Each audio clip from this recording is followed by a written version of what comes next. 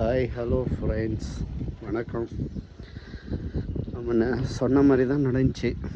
விஜய் அண்ணாவுக்கு எவ்வளோ கஷ்டம், ஒரு மனுஷன் எவ்வளோ தான் அனுபவிக்கிறது.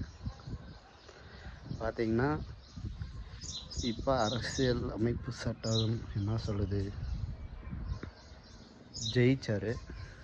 ஜெயிச்சதுக்கப்புறம் பதவிக்கு லெட்டரும் கொடுத்தாச்சு ஆளுநருக்கு லெட்டர் கொடுத்ததுக்கப்புறம் அவர் இன்றைக்கி பதவி ஏற்கணும்.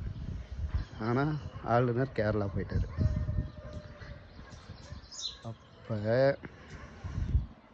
எல்லா பக்கம் கஷ்டம் கொடுக்குறாங்க.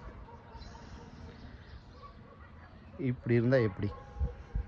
ஒரு மனுஷனுக்கு எவ்வளோதான் அடி விழும்? ஜெயிக்கிற வரைக்கும் ஒரு போராட்டம், ஜெயிச்சதுக்கப்புறம் ஒரு போராட்டம், இப்போ ஆட்சி அமைக்கிறதுக்கு ஒரு போராட்டம். இந்த மனுஷன் என்ன தான் பண்ணுவான்? இப்போ மெஜாரிட்டி நிரூபிக்க வேண்டியது ஆளுநர்கிட்ட இல்லை.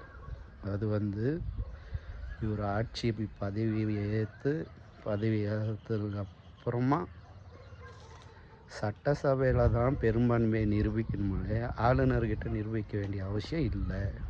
அதுதான் சட்டம். ஆனால் இங்கே பதவியே ஏற்க விடலைன்னா அப்புறம் எப்படி? ஆட்சி அமைப்பதை பற்றின ஒரு சின்ன வீடியோ கிளிப்பை போட்டுக்கிறேன், அதையும் பாருங்கள்.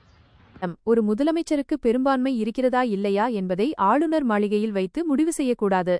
அது சட்டமன்றத்தில் ஃப்ளோர் டெஸ்ட் மட்டுமே நிரூபிக்கப்பட வேண்டும். ஆளுநரின் அதிகாரம் 356வது பிரிவை பயன்படுத்தி குடியரசுத் தலைவர் ஆட்சி மாநில அரசுகளை இஷ்டத்திற்கு கலைப்பது தவறு.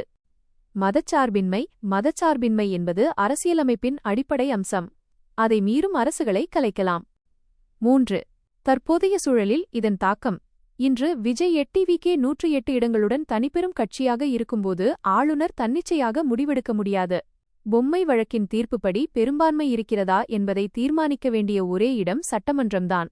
இதன் காரணமாகவே ஆளுநர்கள் இப்போது அவசரமாக ஆட்சியை கலைக்கவோ அல்லது தங்களுக்கு பிடித்தவர்களை மட்டும் அழைக்கவோ பயப்படுகிறார்கள்.